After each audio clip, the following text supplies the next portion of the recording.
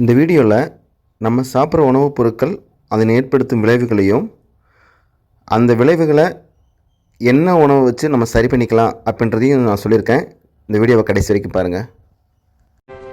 நான் சிப்ஸ். என்னை அதிகம் சாப்பிட்டால் நான் உங்கள் இதய நாளங்களை சேதப்படுத்துவேன்.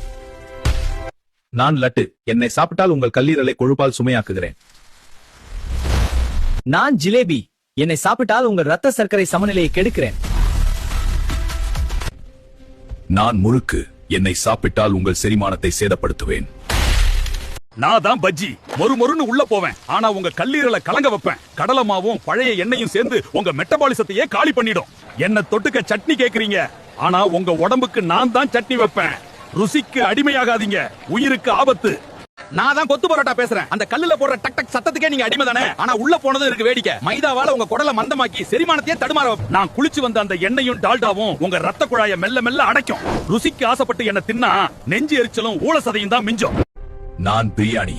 என்னை அதிகம் சாப்பிடும் போது இதய அழுத்தத்தை அதிகப்படுத்துவேன். நான் தோசை. என்னை அதிகம் சாப்பிட்டால் உங்களுக்கு வயிற்று எரிச்சலை உருவாக்குவேன்.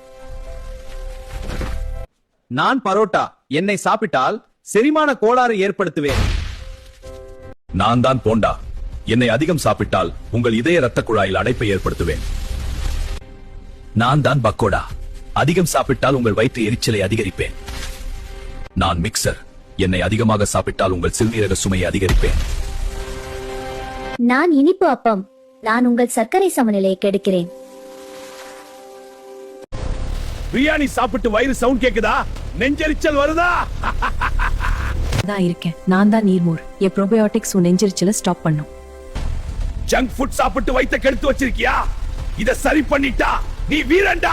கவலைப்படாத, நான் தான் பழைய சாதம். இயற்கையா உருவான ப்ரோபயோட்டிக்ஸ் கிட்ட இருக்கு. உன் குடலை தேடி போய் மெதுவா நிச்சயமா சரி பண்ணிடுவேன். வடை போண்டா பஜ்ஜி சாப்பிட்டு வயிறு ஒரே பிசுபிசுப்பா இருக்கா? வாயை கட்டலாம். இதாண்டா நிலைமை. நான் தான் மிளகு ரசம். நான் பாத்துக்கிறேன். அந்த ஆயில அப்படியே ஸ்க்ரப் பண்ணி க்ளீன் பண்ணிடுவேன். இந்த வீடியோ உங்களுக்கு பிடிச்சிருந்தா லைக் பண்ணுங்கள், சப்ஸ்கிரைப் பண்ணுங்கள், ஷேர் பண்ணுங்கள், கமெண்ட் பண்ணுங்கள்.